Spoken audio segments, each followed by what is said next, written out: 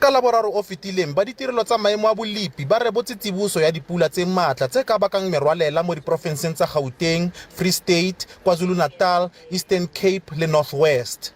Ka labone go nnile le dipego tsa gore go monna yo tserweng ke metsi ya noka ya Apies gaufi le Pretoria Zoo. Tiragalo eo e latela e nngwe e diragetseng ka labotlhano wa beke e fetileng. Ke tiragalo ya bobedi mo bekeng ya gore motho a tsewe ke metsi ya noka ya Apies.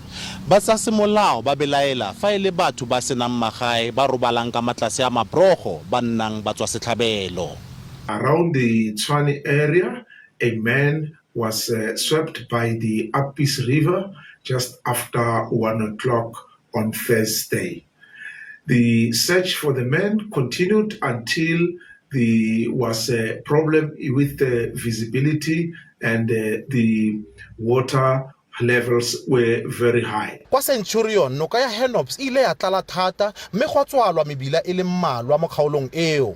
Le fa go sana le ditiragalo tsa tshohanyetso kwa teropong ya Johannesburg, ba ditirelo tsa tshohanyetso ba ikuela go ba dikereke go se dire ditirelo tsa kolobetso mo dinokeng ka nako ya merwalela. Ha ba tlogele o etsa ditshebeletso tshwana le tseo ha pula dina. Ba ditirelo tsa bolipi ba re dipula tseno di tlile go ema ka moso.